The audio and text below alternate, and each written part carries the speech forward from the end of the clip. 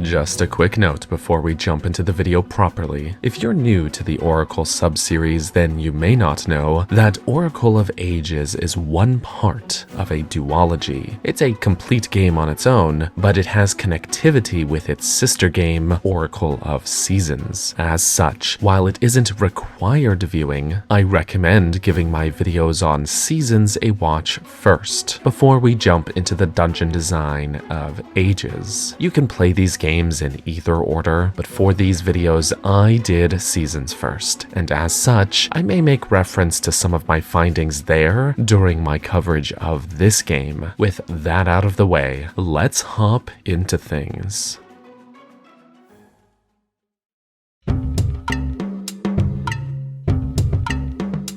Beckoned by the Triforce, Link finds himself teleported to the land of Labrina, where he meets Nehru, the titular Oracle of Ages. However, it isn't long before Varen, the Sorceress of Shadows, reveals herself and strikes, puppeting the Oracle's body and harnessing her power over time to travel to the past. Link gives chase through time and rescues a young Maku tree along the way. After returning to the present, he is informed that he'll need to collect the 8 Essences of Time hidden around Labrina, the first of which can be found in the Yol Graveyard to the east. This is, of course, the location of the first dungeon.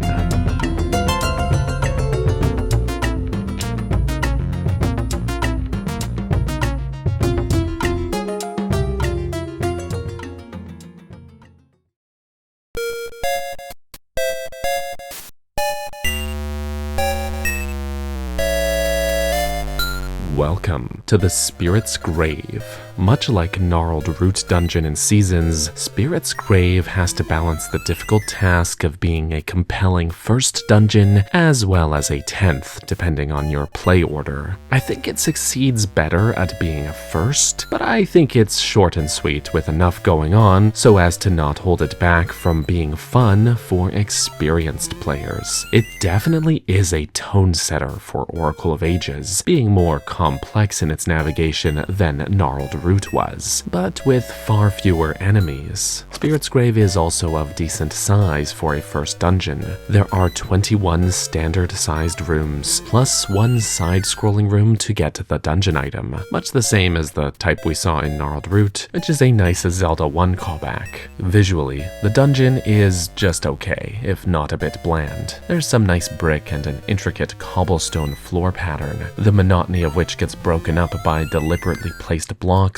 or floor tiles that stand out. Where it all ends up falling a bit flat for me is in the color palette. It's a lot of brown on brown, which just isn't that exciting to look at. It does make sense for the theme, it's just also a bit plain. The music is not great either. It's not awful though. This is a mostly atmospheric track, leaning into what I would call an uneasy, cartoonish spookiness.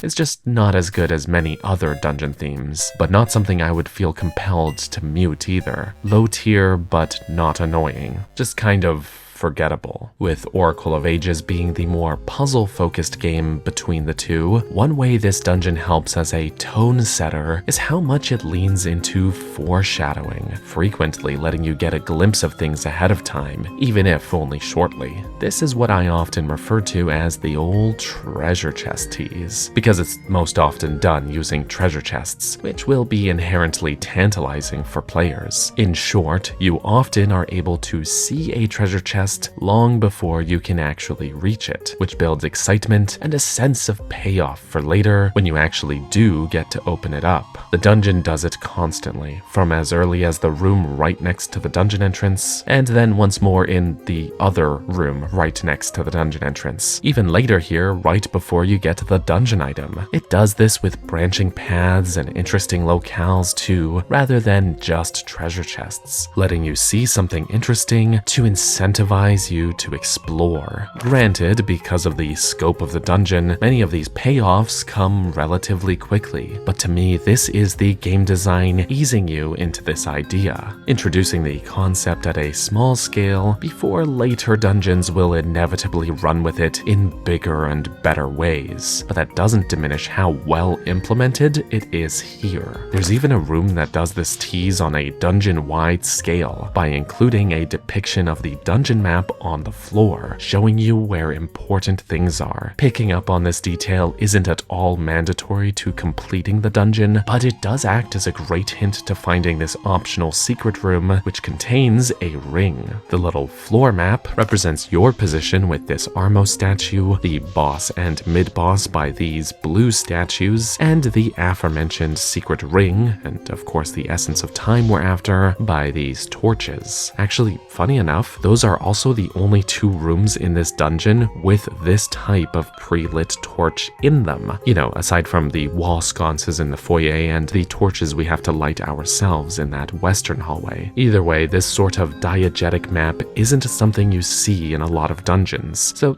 this is a cool addition. Speaking of the map, notably the overall layout is shaped like a little flame, probably meant to represent a pose soul, but it also matches the essence that we find here at the end of the dungeon, which is thematically appropriate without getting in the way of the progression. I know I've been pretty critical of dungeon shapes and how they can get in their own way sometimes. However, I think this is one of the cases where it works well as a little visual treat, but the space is used well enough for it to not feel disjointed or held back, and they don't end up needing to rely on underground passageways to bridge disconnected areas. They made the layout work. The Spirit's Grave is basically a big loop, rather than having a core central room. The main path through here will take you in a fairly linear sequence of rooms with minor detours until you reach this chamber near the northwest corner, at which point you will find the most critical fork in the road. The path north takes you towards the dungeon boss, which you won't have the key for yet, while the south door leads you towards the mid-boss, the dungeon item, and of course, the boss key. This will also have looped you back to the dungeon entrance, but the mid-boss having been placed adjacent to that critical fork in the road means that the post-mid-boss portal, which is standard in these Game Boy Zelda titles, will zip you right back to where you need to be. Handy. Speaking of that mid-boss, this is the giant Genie, and oh, he's dead. This is the giant Genie. This is a very easy mid-boss, but it's also the first dungeon, so I'll cut them some slack. The general idea is to swat away the little guys so that they don't weigh you down, and then hit the big guy a bunch. That's about it. Aesthetically, it's fine, and it certainly makes sense for this dungeon. It's just also the type of mid-boss you can destroy in mere seconds if you know what you're doing. So I don't really have much more to say about it than that, honestly. Shortly after defeating them, you'll also find the dungeon item. It's the Power Bracelet. This is of course a recurring Zelda item and frankly not a very exciting one, but I do think it's put to good use in here from a design perspective. Tying into that treasure chest tease idea, we've seen a lot of heavy clay pots dotted around the dungeon, including those blocking access to other paths, shortcuts, and of course treasure chests. If you're new here, this is what we call an ability gate or an item gate, which is just shorthand for an obstacle where rather than a literal key, you need an item or ability to overcome, which in Zelda is often foreshadowed. Once you've got the Power Bracelet, there's nothing stopping you from tearing apart the rest of the dungeon. And of course, I'd be remiss if I didn't mention the tactile D-pad inputs required by the Power Bracelet, which just makes it feel good to use despite the tedium of inventory management. So with all of that said, once we have the means to lift up these heavy pots and grab that boss key, we can open this door in that northern path and confront the dungeon boss.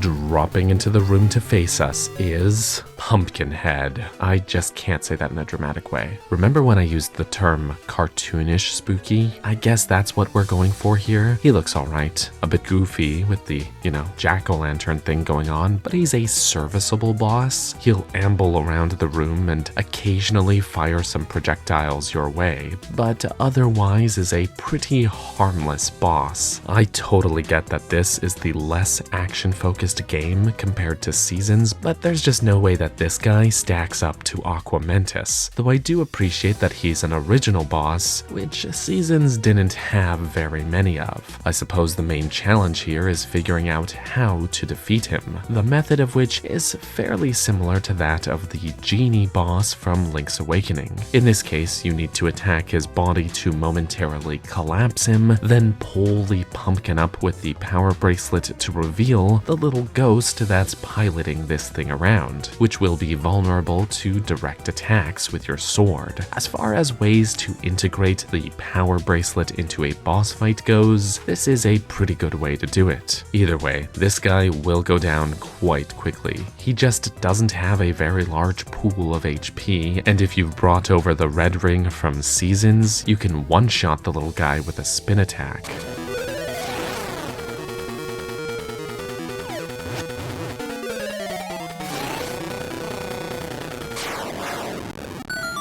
Damn. Once he's defeated, we'll find the Eternal Spirit, the first essence of time.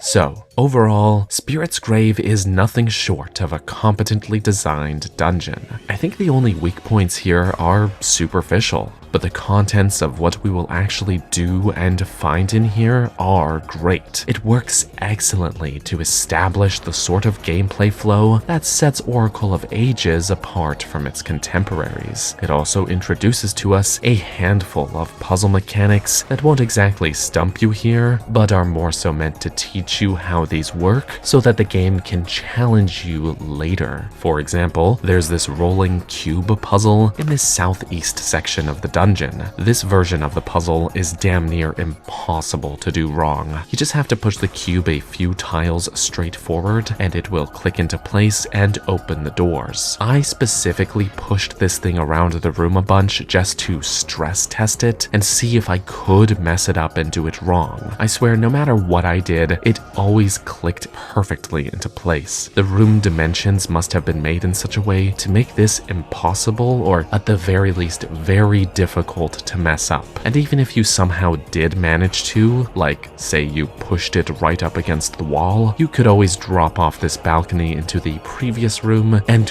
reset the puzzle. Like I said before, this isn't a challenging puzzle, but it's here to show you through gameplay how this mechanic works so that later it can be iterated upon. In the next room over, there's also this four-way junction with a push block in the center. This type of junction room isn't anything new to Zelda. Both A Link to the Past and Link's Awakening have featured exactly this type of thing. The block in the middle can be pushed once over to open a part of the path, but inherently will block off another path. Simple enough, and it's meant to be worked around to eventually explore each direction upon doubling back. What I like about it here in such an early dungeon is how it, 1, makes you aware of your space in a low-stakes way while still funneling you in certain directions, and 2, how it sort of functions as a proto-turnstile, which is a dungeon puzzle navigation mechanic that I adore. Later dungeons will more heavily feature the turnstile, but having the much simpler push block junction here feels like the designers easing you into that idea. I like it. Aside from puzzle mechanics, I was also pleasantly surprised by the placement of small keys. There's 3 of them to find in here, which is a pretty good amount for dungeon number 1. The first key and locked door are only a room apart at that aforementioned junction,